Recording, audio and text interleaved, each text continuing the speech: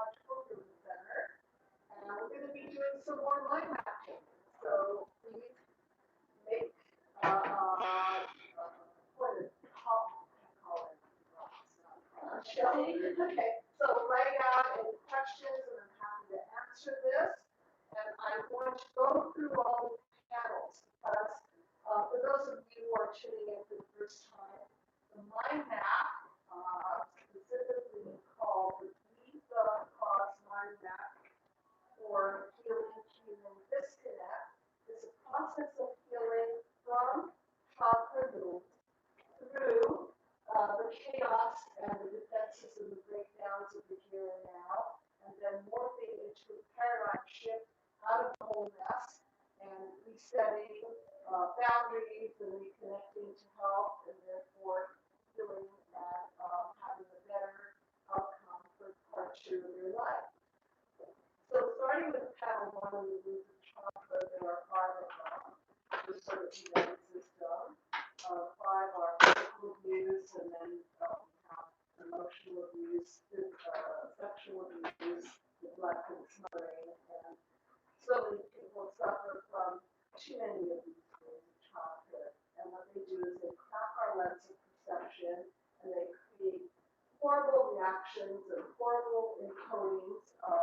And then what we do with that is we take them personally, we personalize, I'm not good enough, I'm not lovable, and so on. And then we get triggered by that department, and then everything falls into what I call the WTF zone: chaos, defenses, and breakdowns.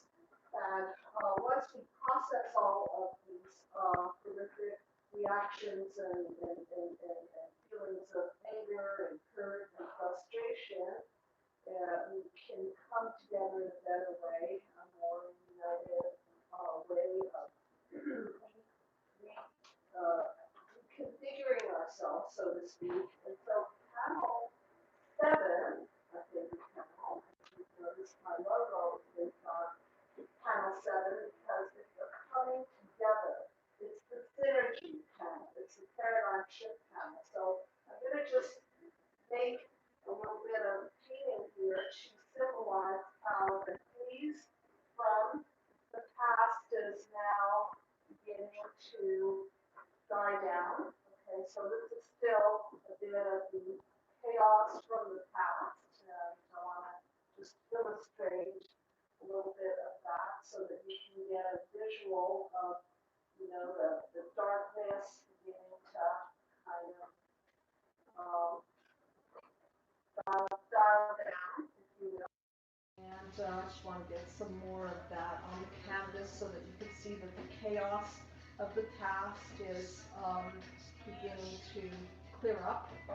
And as we shift out of the mess, something begins to happen, something that I call a paradigm shift. And a paradigm shift is a new way of seeing and a new way of being in the world that is more clear-sighted. So the cracked lens of perception begins to clear, and then we start seeing things in a new way. So rather than defending and projecting all our pain within ourselves or onto other people, we can now be the cause of a better outcome for our lives. Okay, so here is the remnants of the chaos, and I'm going to leave the light in the center. Now I'm going to start painting up the coming together of the isms. So let's do some of these isms, which are now healthier isms. So maybe this represents our healthier mind. Okay, make it a little bit bigger here so we can show how this has now a more developed sense of self. Okay, and let's do another healthyism right here.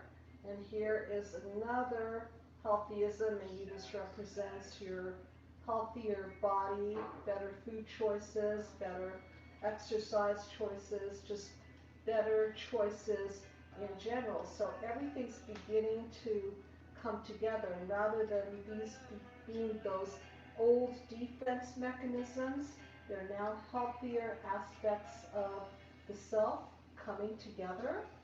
And let's paint up another one of these. Maybe let's use a blue color here, representing the interconnection of maybe the spiritual development of a human being, of you in specific. So here is your healthy spiritualism, if you will, however you want to define that. Okay, and then there are different aspects of ourselves that we want to bring together. So this might be another aspect of yourself. Maybe it can represent your intellectual growth. So let's do that. Here's your intellectual growth. Okay, so there are all kinds of aspects of ourselves that come together, so to speak, as a united sense of self. And then I'm going to elaborate what we can do with this newfound paradigm shift and how we know if you're shifting. And if you have any questions, please feel free. And I know that people have complained about the volume, and we're going to work on getting a set of a microphone, so hopefully you can hear me better. And let's maybe do another ism here, maybe a yellow one. I don't know where we could put that, but let's put that over here so that you can get a nice sense of interconnectedness here. The yellow ism, maybe that represents a different level of growth. Maybe how about your growth of kindness and compassion for yourself and others? Taking self-responsibility, which I'm big on. So what's the opposite of self-responsibility? Projecting on other people. That would be the opposite. Blaming other people, holding other people responsible. That would be the opposite, which is self-correction, self-reflection, and treating others with compassion, respect, kindness. Okay, so that's that. And when we're able to bring everything together, we reconnect when we put the light in the center. Okay, so I guess I will put a lot of yellow in the center. Okay, so there is connection to the light. And if I had more time, I'd make this prettier and more precise, but I really want to just show you metaphorically what is going on here so that you can get a really good sense of, I need some more yellow. Okay, a little bit more yellow here so that you can get the idea of what is light. Light is when you are, I think there's a question here? Yep. Yeah, go ahead. After reading your book, Be the Cause, secure attachment is created by eye contact, and so on. Yes. My question is, does this help you recognize facial expressions better? I think that when we have a more clear perception of who we are and what we are, we're more in tune to being um, intuitive. And so we can recognize facial expressions by authentic. Is the facial expression matching? I know there are a lot of studies on facial expressions. So let's say somebody's eyes are going like this, but they're smiling. There's something incongruent. So this is sustainability. This represents congruency. So if there's something off, if something's out of balance, I think that once we stop projecting and once we start recognizing a clear lens of perception, then we see straight. We see psychologically straight, if you will. So this is kind of like the light emanating out of the connection to self and connection to, for those of you who are on a more spiritual journey, connection to um, however you deem source, God, higher power. Okay, so this is the light emanating from your connection. So to answer your question about facial expressions, I think that the more clearly you're able to see, the more clear-sighted, the cracked lens of perception is beginning to heal right about here because everything's coming together clearly. That means that you're no longer distorted. We no longer see ourselves in a distorted light. We no longer project distortions on other people, which is why we're in trouble as a human race, because what are we doing? We're projecting all the people, and then we're breaking down the world. So the idea is, as I mentioned before, to shift out of that cracked lens of perception and clear it out so that you can see psychologically straight. So coming from the darkness, now there's light. Why is there light? Because you've done the work, because you have broken down and broken through panel number 7 and let out the psychological poison. And now you're here. And I think we have another question. Yes? Yep. Well, one person said, "Hi, Dr. Judy." Hi. And then the question was, is it natural to not love your parents if they're realizing the harm they put you through? If they are realizing or not realizing? It says if they are. If they're it depends. If they're accepting responsibility for it, that's a really amazing thing that parents can do. Is it natural to not love people that harm you? I think it's natural to not love people that harm you. I think it's okay not to love people that harm you. Why should you? They didn't earn the love. So this is earnership also. You don't just grant people the right to be in your life. You don't just invite them in. See, these are healthier boundaries. So now that you've got solid pieces of sense of self, you can bring yourself into a more a higher level of wholeness, which means that you can play a better game of life, and you can select the people in your life who are healthier, because mental health unfortunately translates to harm of self and harm of others, and usually both. So when you're not mentally healthy and you project inside, that means you're imploding and you're harming, you're putting yourself down, you're taking very seriously your negative core beliefs, which were based on a lie. And then because you don't like that, if you're so introjecting that poison, you'll self-destruct, and then some people will get so built up with their own poison that they'll just vomit all over other people, which is projection. And that's really, really dangerous as well, because that can lead to a whole outcome of harming others. Yes. They said, I did no contact only to realize they don't want anything to do with me as well, and it's a hard pill to swallow. It's a very, very hard pill to swallow. I recommend that you watch my YouTube video titled Grieving the Parents You Never Had. It's great because we all fantasize about these parents that we want and wish we wish that they were that way, but they weren't that way. So what are you going to do about it? Are you the cause of that? Of course not. It's a hard pill to swallow because it's a hard dream to let go of. And I'm a big fan of the truth. The truth is they weren't parental. They may have been your parents, but they didn't earn the love. They didn't earn your trust. They didn't earn, okay? So it's really important to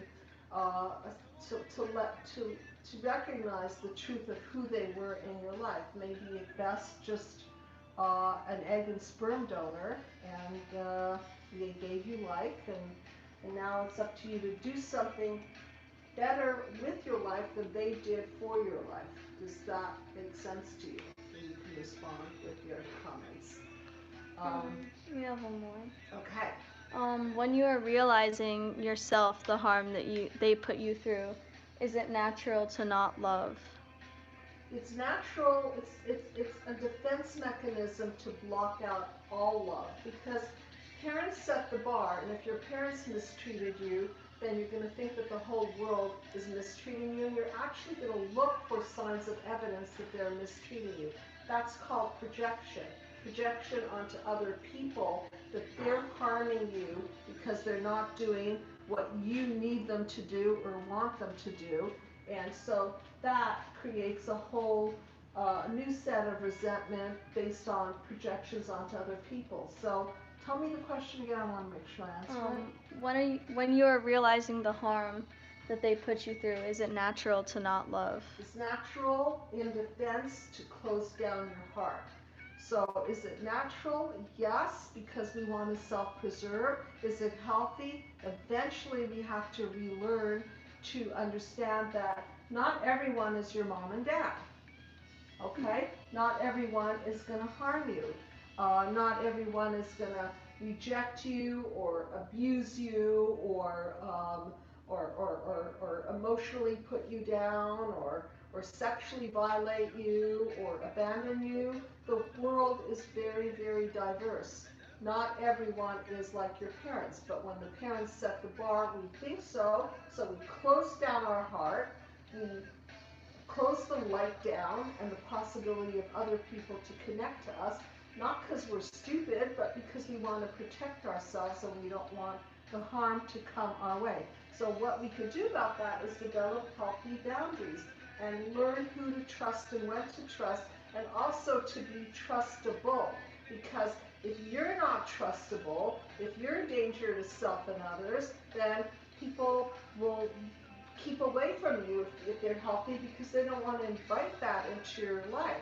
Not that you can't work that, because of course you can. You can self-reflect and self-correct and do the healing through your process so that you don't project on others or internalize that harm within yourself and kill off the light in yourself and kill off the light in others, and understand that you can play a better game of life. It's not easy to do. Okay, another question. Yes. According to your book, attachment happens at ages 1 to 3 as we internalize the primary caregiver. Can you explain the steps to internalizing the primary caregiver? Yes, it has to do with the parents being emotionally available to the baby, primarily mom, ideally breastfeeding, eye contact, mirroring, which means to be attuned to the baby. Sometimes when you copy our baby, they smile or we smile, they smile back. It creates a bonding, a form of communication. So this is what Bowlby, Dr. John Bowlby refers to, developing human connection. And when you have a lot of consistency around this, and when you're in a safe environment, when the parents are pillars, meaning that they support each other, and specifically when the nurturer, usually mom, is nurtured by her husband, her partner, then that trickles down to the mental health of the baby. So this develops, and if you didn't get it, then now it's a struggle, because you've gotta give it to yourself, and you have to make sure that you're feeding yourself the right emotional ingredients. And that includes mind, body, soul. So you're feeding yourself the right kind of food, because either you're evolving or you're devolving. When you're evolving, you're feeding and nurturing and growing. When you're devolving, right, then you're inviting more darkness into your life. That's all for now. That's all for now? Okay, so what is a paradigm shift? A paradigm shift is when there's a new way of seeing and a new way of being. I call it the aha experience. In my book, I talk about the shift, the paradigm shift when the earth, when the people on the planet realize that the sun is no longer the earth is no longer the center of the universe. So as we begin to shift out of lies and misperceptions and misconceptions and get closer and closer to the truth and closer to clarity, we can no longer see things the same way. For example, if you learn how to ride a bicycle, you can't unlearn how to ride a bicycle. It's a shift. If you learn that you are not the cause of part one of your life, and now learn that you are the cause of part two, you can't deny that knowledge when you're living it. When you're being the cause, it means that you're clearer, you're healthier, you're more perceptive, you can recognize clues and cues you don't have a cracked lens, a perception of seeing the world any longer. That's beginning to clear up, and you live a healthier life by owning your own stuff, minding your own health, your own mental health, and taking care of yourself so that you can be a better person for other people to connect with, and you can bring out their light as they bring out yours. Because people who don't play a better game of life keep vampiring and projecting and blaming and shaming, and then everything goes wrong. Okay. We Any have other? like 3 comments/questions. Sure. One comment is, I am no contact with my mother for 10 months now. She is a pathological liar and a malignant narcissist. Okay. She did a major smear campaign against me, and it's very painful. Yeah. Okay, so there comes a point at which there's just no light left in relationship with the parents. So therefore, you have to do what's number one for your mental health.